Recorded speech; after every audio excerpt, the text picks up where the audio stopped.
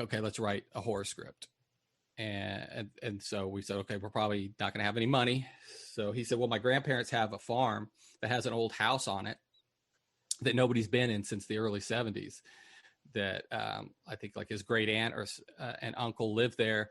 The uncle died on the front porch of a heart attack, and the aunt never went back in the house after that day. And so the house had just sat there decaying over the years with nobody ever going in. I was like, well, that sounds like a great horror film house. And we went out to the farm and took a look at it, and they even had his grandparents used the barn to hold a big travel trailer that they'd go to lakes and stuff with. So we actually had a trailer we could stay in, and we had that house. So I thought, well, what else? I would like to do something cool, but like maybe a vampire movie would be neat, but we can't afford any of the prosthetics, and I don't know how we're going to do this. It'd be way too expensive. So I thought, well, what if if the idea was that it's a vampire movie in the sense that the people think they're vampires because they took a party drug that made them crazy and they thought they needed to drink blood, and that when the drug wears off, they'll be back to normal, which will give them sort of an immortality, because if your friend is trying to kill you, but once the drug wears off, they'll be your friend again, you're going to be less likely to just kill them. You're going to mostly try to just get away from them or subdue them in some way. Then the other angle was nobody knew who took the drug. So you would have that whole mystery of like, are they, going to try to kill me, or did they not take the drug? So basically it revolved around like a big party that they were going to have, a big Halloween party they were going to have out at this farm. And a bunch of people took the drug and some didn't. And then the ones who did started killing off the people who didn't. And then there was sort of a whole, melee, and a lot of people going, I swear I didn't take the drug, let me in, help me. And then they would let him in, and then they would attack him and that kind of stuff. That sounds great. So, and my goal was like, I was like, blood, just blood everywhere. There got to be lots and lots of blood. It's like, because if I know anything, it's like people are going to expect the blood. Right. And I was like, but and if you can't really do it to a certain level, I was like, we might as well just be extreme with the blood. And so we got those Hudson sprayers, that you pump up and spray stuff around we just filled those with blood, ran the tubes up people's necks, and then we just pump it up. And as soon as the person would bite their neck or bite them, I would just start spraying.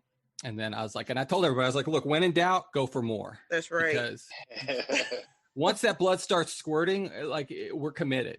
And if there's not enough blood, we've ruined the take, and we can't go back because we don't have the wardrobe. We can't keep replacing the wardrobe. So we're only going to get one shot at it. So it's got to be overwhelming with blood. And so that's what we did. It was, so we were out in kind of East Texas in some small town out at night, because we were shooting overnights, and we needed one scene where we needed a car to get attacked. And I said, look, man, half the people in this goddamn town have a car in their front yard. It's just rotting. I'm like, I'm sure we could borrow one. Like, let us, let us smash that car up and get blood in it. So one of the producers we had, she went out and she had scored a deal with Golden Corral that they would give us all their food at the end of the night that they didn't serve because, it's a buffet style.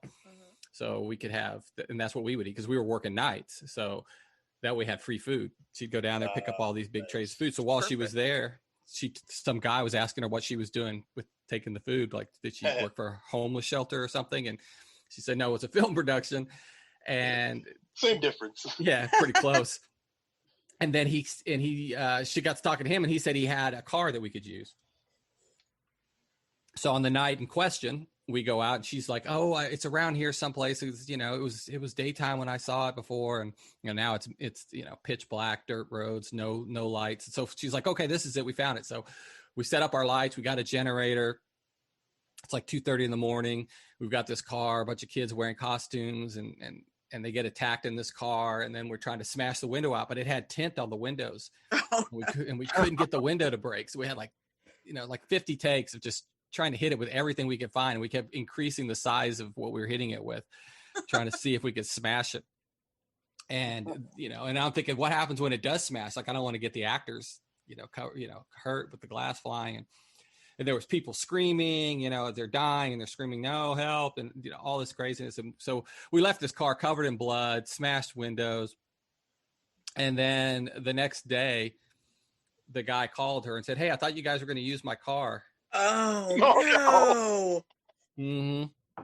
So somebody woke to to what they're going to think is probably still to this day, they probably call it the Tylertown Massacre. We don't know what happened that night. It was a dark, spooky night in October, you know. And I'm like, how did nobody hear the screaming? And like, we had a generator going, we had lights. And certainly, you know, we were using it as if we owned it. I was thinking, my God, what if the sheriff or somebody would have come into, because we had no paperwork, we had nothing, you know, we didn't get any releases, we just assumed. Guerrilla filmmaking at its best. Yeah.